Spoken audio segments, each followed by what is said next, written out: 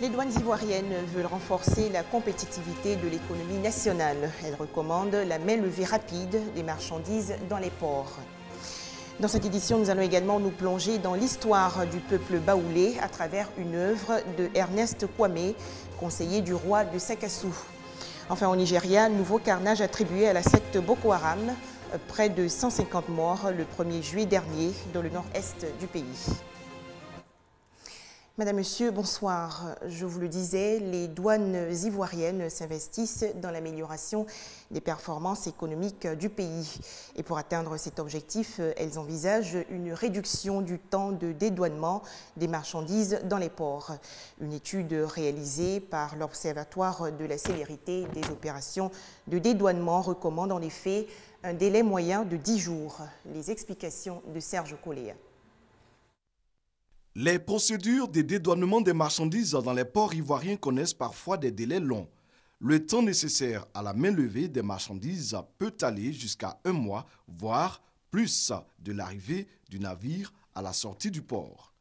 C'est ce qui ressort de l'enquête menée par l'OCODE, l'Observatoire de la célérité des opérations de dédouanement. L'enquête diligentée par la Direction générale des douanes vise à trouver les voies et moyens pour rendre plus rapides et plus efficaces les services de douane en Côte d'Ivoire. Les résultats de l'enquête ont été remis par le premier responsable de l'OCODE, Valassine Derasouba, au directeur général des douanes ivoiriennes. Le temps est devenu un élément clé.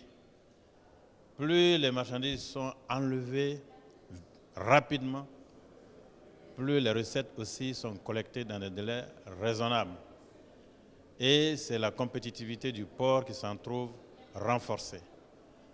Et de plus en plus, vous avez des griefs qui sont formulés à l'encontre de l'administration des douanes qui mettent en cause la lenteur dans les procédures. Quelles sont les mesures qu'on peut apporter pour faire en sorte que le délai de 48 heures que la douane s'est assignée pour donner la main levée des marchandises, pour faire en sorte que ce délai ne soit pas une vue de l'esprit, mais que ce soit une réalité concrète. Pour traduire son engagement à renforcer la facilitation et la mobilité des biens et des marchandises afin de favoriser une économie ivoirienne compétitive, la Direction générale des douanes et l'OCODE ont signé un protocole d'accord. Objectif, mettre en place un centre de formation afin de mieux outiller les agents de douane en Côte d'Ivoire.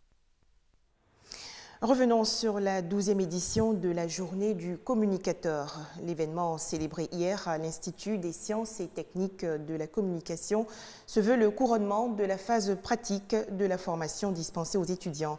Des festivités en présence de la ministre de la Communication, Afoussiata Bambalamine, et de son homologue des Affaires sociales, Moussa Dosso. Des étudiants de l'ISTC, l'Institut des sciences et techniques de la communication, en fin de cycle, désormais rompus à la tâche. Formés au métier de la communication, notamment le journalisme, la production audiovisuelle, la publicité et le marketing, ils se sont montrés opérationnels à travers des reportages sur des faits d'actualité, des supports de communication visant à sensibiliser les populations sur la nécessité d'élections apaisées. À l'occasion de la 12e édition de la Journée du communicateur, les anciens journalistes, animateurs et musiciens ont eu droit à un hommage. Pour le directeur de l'ISTC, ces étudiants sont outillés pour affronter le marché du travail. La ministre de la Communication a salué la qualité de l'enseignement à l'ISTC. Elle a rappelé les efforts du gouvernement en faveur du secteur de la communication. Pour le ministre d'État, Dosso Moussa, parrain de la cérémonie, l'État de Côte d'Ivoire et ses différents partenaires ont mis en place des programmes pour faciliter l'insertion des jeunes diplômés. Il a invité ses filleuls à s'y intéresser. Selon ses responsables, l'ISTC, l'Institut des sciences et techniques de la communication, est un laboratoire de recherche. 735 étudiants y sont formés dans différents domaines de la communication. Nous retrouvions Serge Coléa. Direction à présent la commune de Yopougon. Les petits pensionnaires de la Pouponnière ont accueilli récemment 2 invités de marque. Il s'agissait de l'ambassadeur du Ghana en Côte d'Ivoire, Peter Blay, accompagné de la ministre ivoirienne de la Solidarité, Anne-Désirée Ouloto. Cette visite entre dans le cadre de la célébration des 58 ans d'indépendance de la République du Ghana. Plusieurs dons ont été faits aux enfants à cette occasion. Le 1er juillet marque le 55e anniversaire de la proclamation du Ghana en République. Occasion pour les fils et filles de ce pays de faire le bilan du passé, du présent et d'aborder le futur. Pour marquer la journée en Côte d'Ivoire, son Excellence Peter Augustin Blay, ambassadeur du Ghana en Côte d'Ivoire accompagné d'une délégation, a rendu visite aux enfants de la Pouponnière de Yopougon à Thié, les bras chargés de cadeaux. Particularly children who are in a pouponnière like here. On a choisi une pouponnière comme la pouponnière de Yopougon à Thié pour fêter avec les enfants, pour leur donner un peu d'espoir, pour leur dire qu'ils peuvent s'épanouir, atteindre la plénitude de leur vie.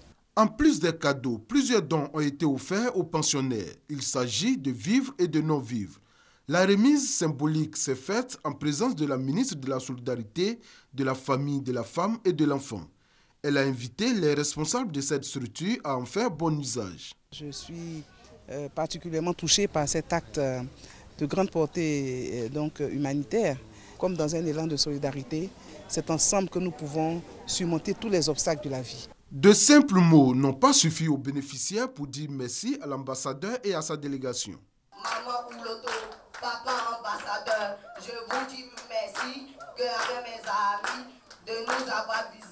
Les personnes te remercient, les enfants te remercient. À l'endroit de la délégation ghanéenne, la ministre a formulé des vœux de paix et de prospérité pour ce pays frère qui a de nombreuses similitudes avec la Côte d'Ivoire. C'était un reportage de Herman Niamia. Au chapitre culture, la dédicace de l'œuvre intitulée « Yéfini » ou l'authentique histoire des Baoulés d'hier à aujourd'hui. L'auteur Ernest Kwame, également conseiller du roi de Sakassou, relate en détail l'origine, le parcours, l'organisation politique et sociale du peuple baoulé.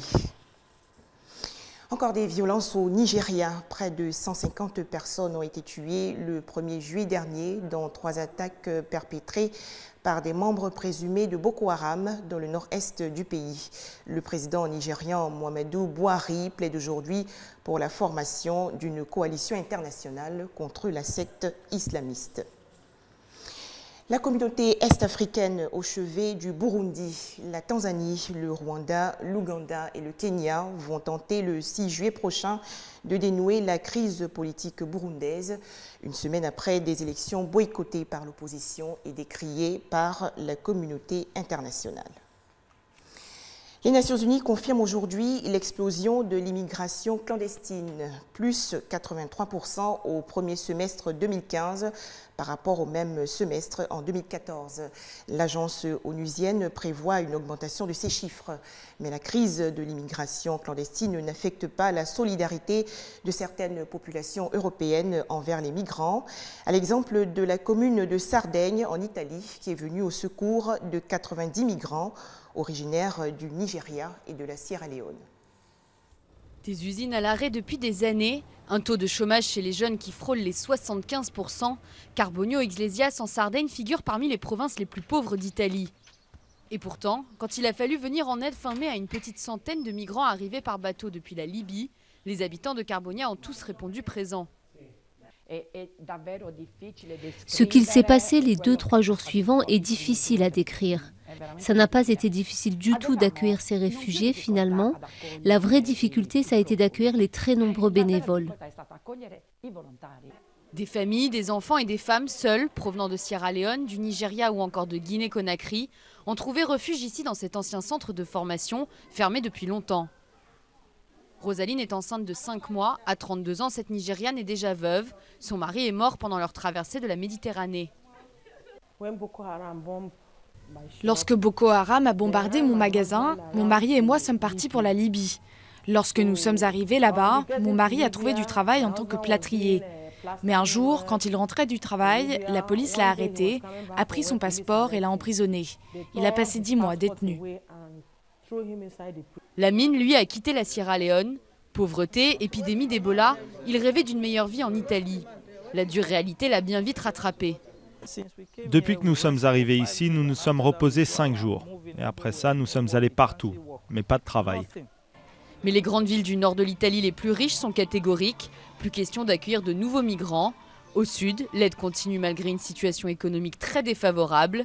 Ces ouvriers de l'usine d'aluminium Alcoa, près de Carbonia, sont au chômage technique depuis 2 ans et demi. Certains d'entre nous sont allés donner un coup de main au centre d'accueil pour migrants, car il y en avait vraiment besoin. Nous, en tant que Sardes, on a la réputation d'avoir le sens de l'hospitalité. Mais je pense que le chômage et l'immigration sont 2 problèmes distincts. Eux, les pauvres, ont fui la guerre. Plus de 60 000 migrants sont arrivés en Italie depuis le début de l'année et des dizaines de milliers d'autres sont attendus dans les prochains mois. Une situation qui provoque de vives tensions en Italie même, mais aussi au sein des partenaires européens, appelés à leur tour à plus de solidarité. Une grande première à Paris. Une boucherie végétarienne a ouvert ses portes dans la capitale française. L'établissement propose des substituts de viande, mais aussi un snack pour déguster des recettes originales, sans aucune trace de chair d'animaux. Regardez plutôt.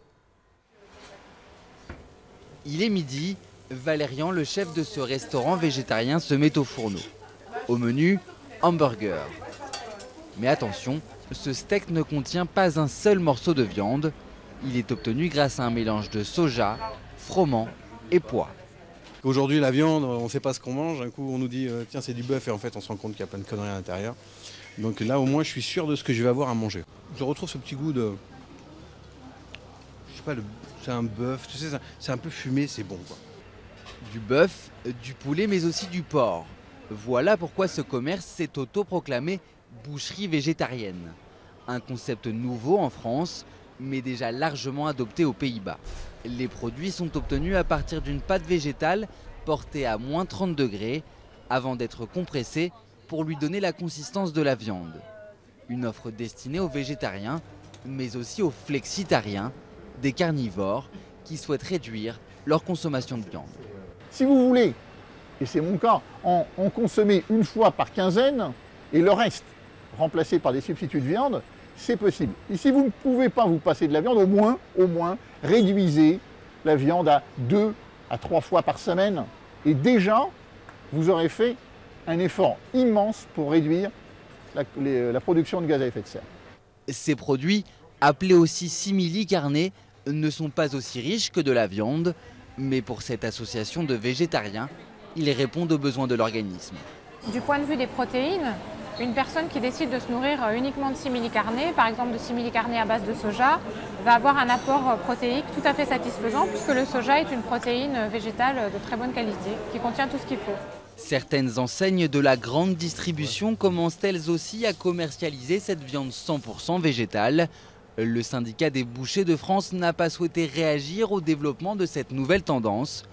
De son côté, le propriétaire de la boucherie végétarienne pense déjà à s'agrandir. En augmentant ses parts de marché, il espère être en mesure de baisser ses prix. Actuellement, son poulet végétal coûte environ le même prix qu'un bon poulet bio. Enfin, 3 morts et plus de 40 blessés aujourd'hui dans un tremblement de terre dans l'ouest de la Chine. Selon les autorités chinoises, plus de 3000 maisons se sont effondrées ou ont été sérieusement endommagées. Et ce sera tout pour ce soir.